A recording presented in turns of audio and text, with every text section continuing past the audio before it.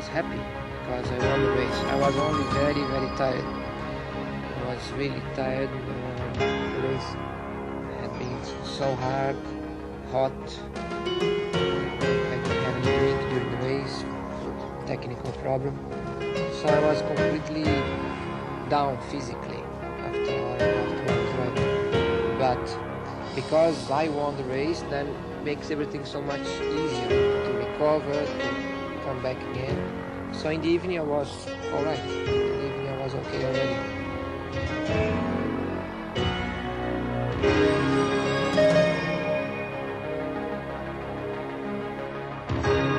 So quietly, calmly, he made his way back and drove the track once again. He needed it to savor life, to savor his victory.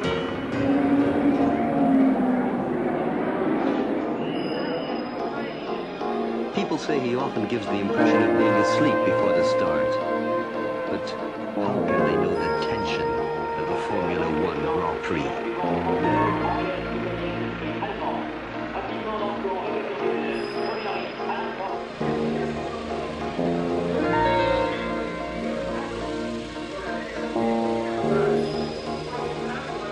There is so much to learn and to do, I believe, that for me, the only way to be stronger, to be more self-confident, that I'm doing really the maximum to take advantage of those circumstances, is by concentrating and trying to remember every single detail regarding that situation, and to imagine any future problems, and therefore get it as right as possible.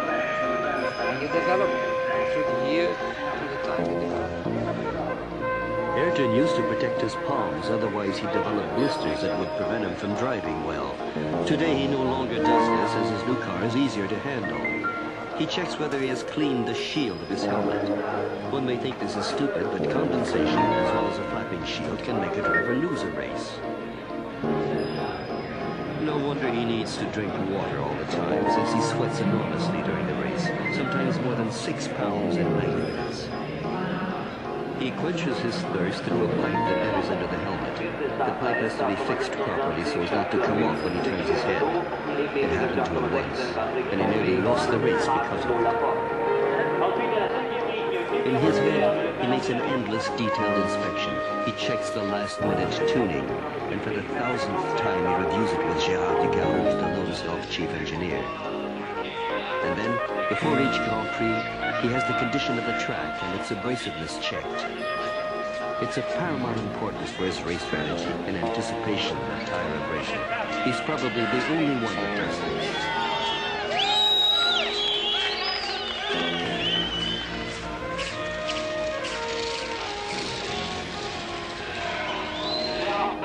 It's never over. The smallest adjustment error of an angle can provoke a catastrophe. During the race, it will be too late to think about it and adjust it.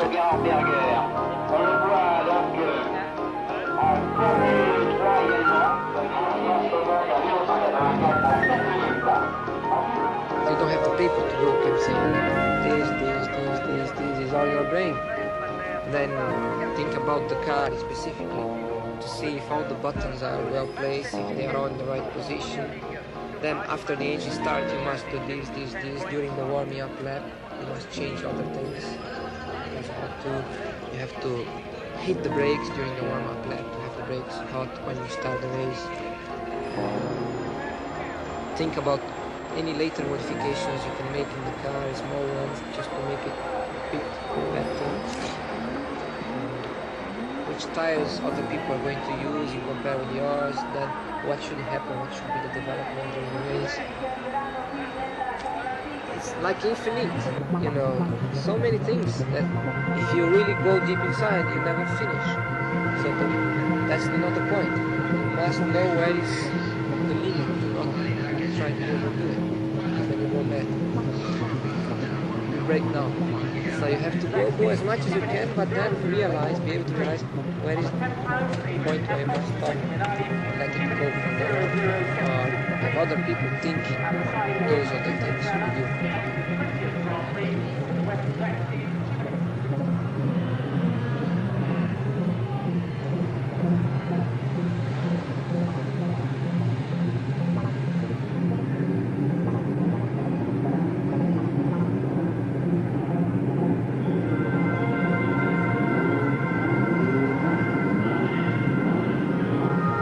People imagine the start as a terrible thing, that the driver's heart begins to pound and his brain to boil.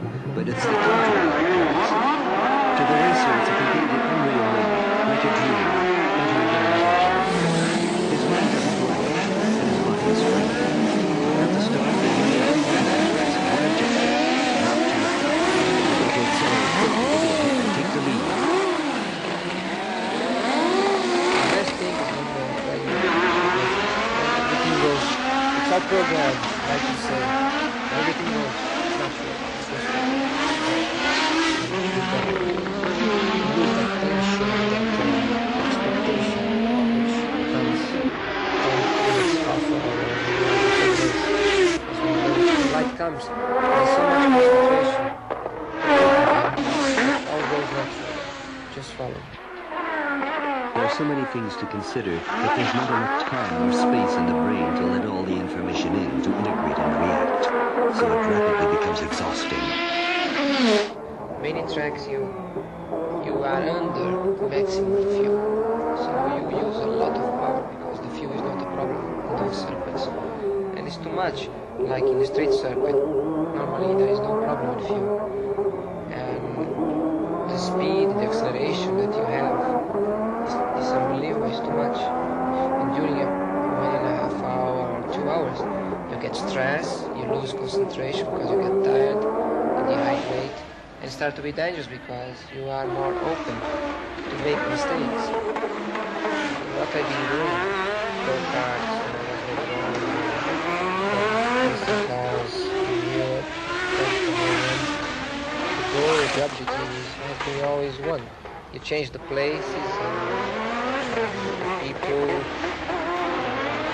the categories, but the main motivation has been always to be the first, to win, to be the fastest. It's the best motivation, the only one, the real motivation. To bring motivation, to keep you strong, to keep you happy, because it's a big challenge. When he feels it is one of those blessed days when nothing will prevent him from crossing the finish line first, he reassures the pits via radio. He says everything's all right. We're going to make it easy. No problem. He feels they always appreciate it.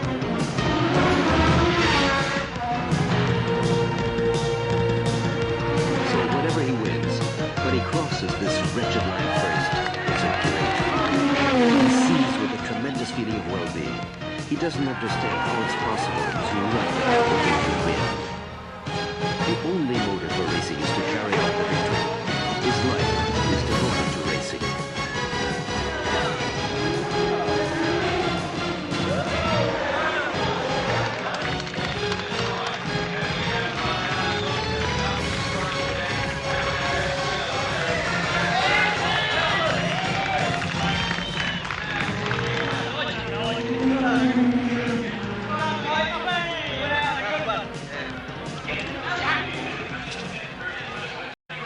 Come back home and I win the race, you are more relaxed, you enjoy more the time that you have at home. When he wins, he's more relaxed. Sometimes the thought of vacation flashes through his mind as he takes the lead. Put this way, it's very important that I'm always fit and healthy. So some sports that could be very dangerous for me to hurt my arm or my leg or even something else, I think twice. Because if I hurt and it takes me 1 month to recover, maybe I don't have 1 month to recover because I'm racing next weekend.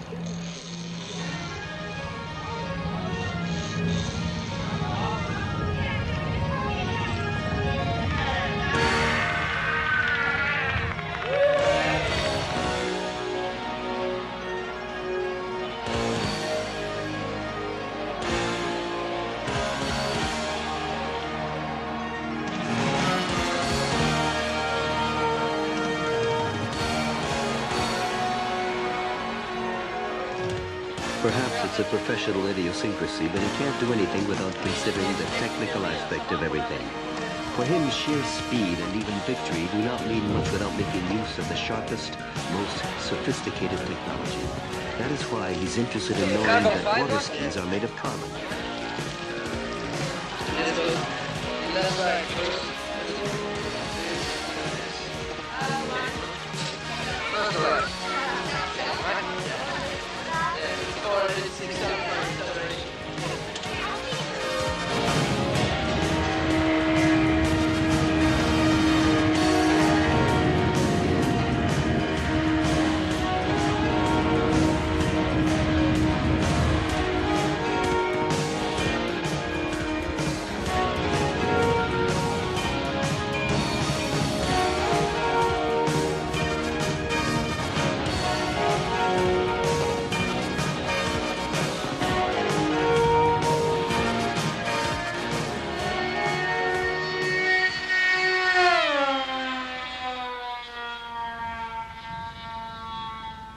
What also keenly interests him in speed is the skill, precision, reflexes, and alertness it requires, wherever it may be, on the sea, in the air, or on the circuits.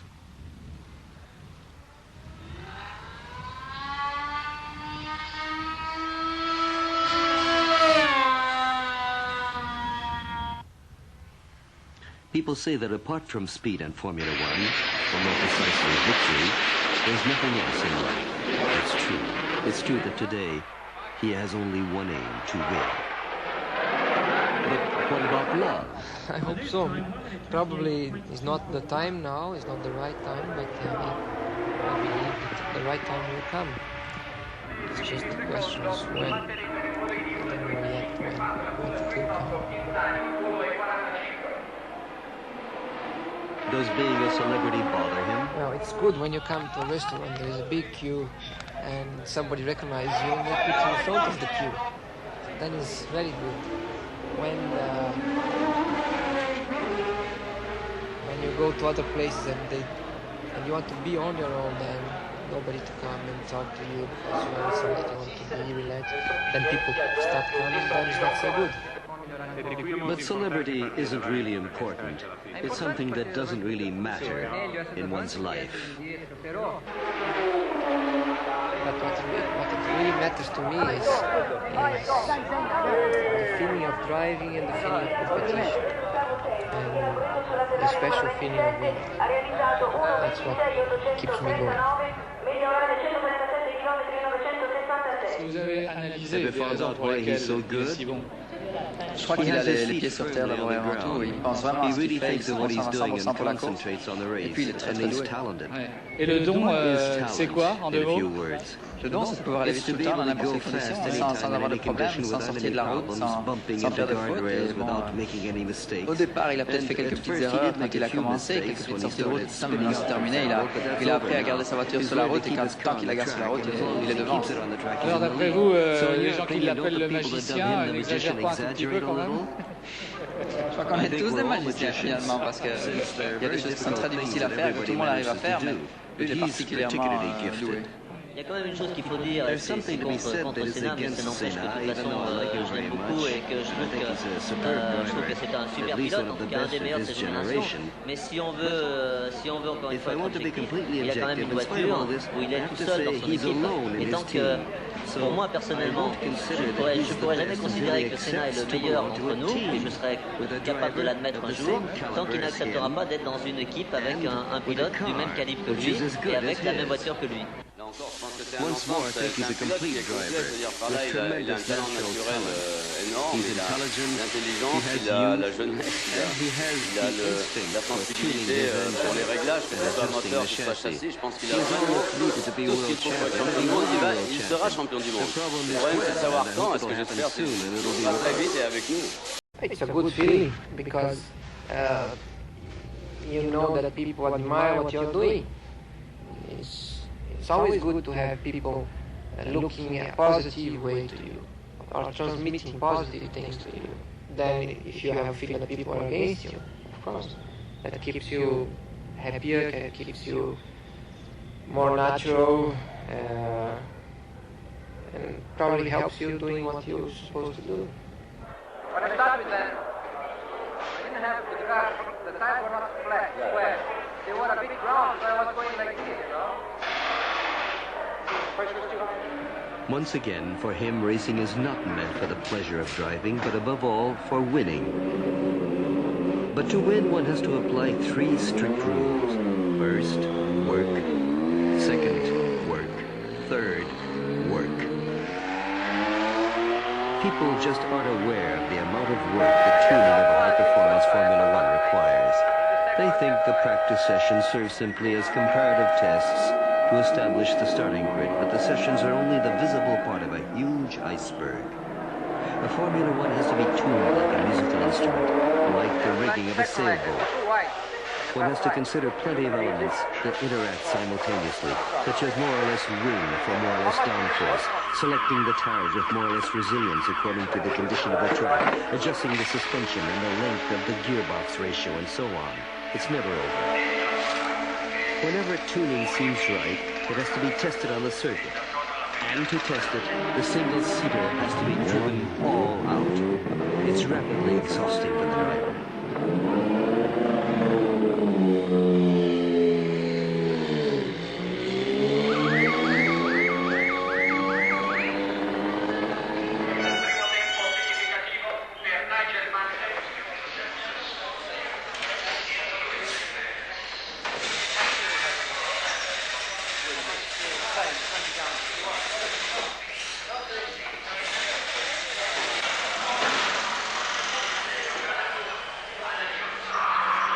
When the car seems satisfactory, one has to compare its performance with that of its rivals.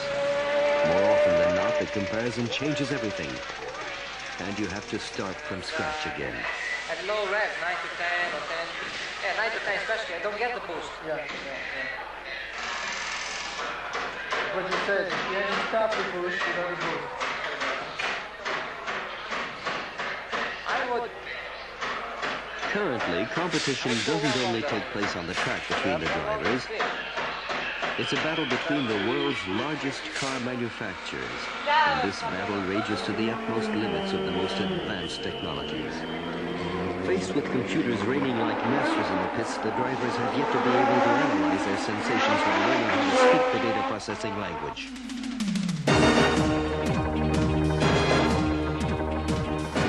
This profusion of high technology has only one goal: to race faster than the others. For this, there's a first judgment, that of the timed practice sessions, which designate the pole position, the first place on the starting line. It's something crazy, a sort of medieval tournament between contestants that can't see each other, that pretend not to know each other, that spy on each other through figures that flit by on the screen. It's another exercise apart from racing. This close contest is exhilarating. He can let his opponents disclose their game before the wheel ends.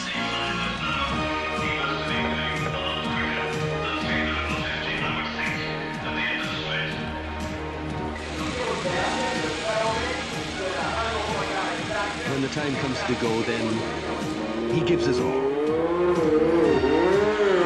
He is ready to maintain top speed on the razor's edge. That is the price to pay for the pole position. And the pole position is the first run on the ladder to absolute victory. When he's on pole position, he already has a first sensation of victory.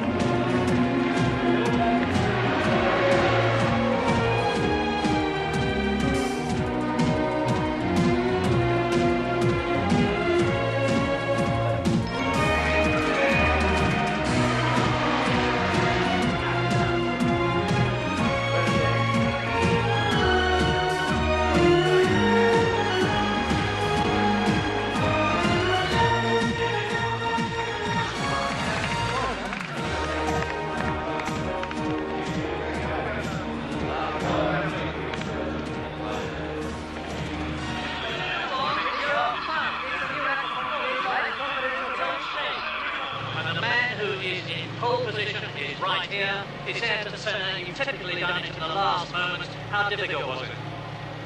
It's never easy, of course, because when you're driving, you have qualifying lap, you drive over the limit.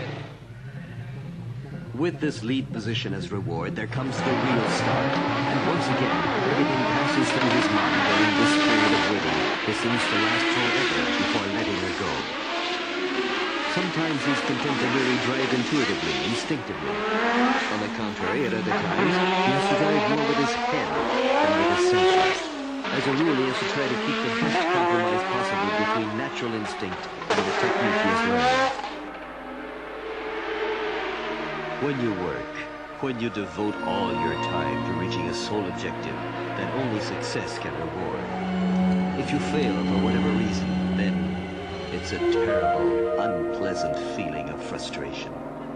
That's the most difficult aspect of this job. The only reason to drive a Formula One in a race is to win. Sometimes there's a tense atmosphere, but I've never experienced a moment when we could say the atmosphere was really bad. I think that as in any racing team, there are serious discussions between drivers and technicians about the weak spots of the car. I think it's normal, it's necessary, it's almost wanted. It's very demotivating. That situation is very difficult to keep up. The main thing is to believe you have the possibility to be competitive. So, even if it's hard, if you know you have a good team, everything that you can fight, it's going to be hard, whatever, but you have the possibility.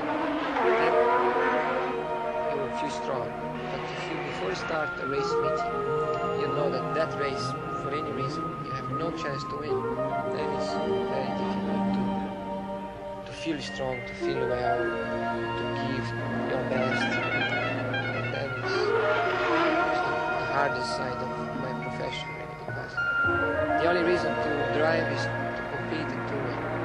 And if before you do it, you have no chance to win, a very difficult one, very small one, where's the motivation? Looking to the next one, waiting for the next fight, waiting for the next test, and thinking you have to try again, try to learn more to make up the next time. Yes, the only reason for racing is winning, since victory sweeps everything else away and justifies everything. But winning a race is not enough. Sometimes it's even useless. What matters is to be world champion. It is the only real victory in Formula One. And it is this victory, the greatest victory of his life, that he is still racing for.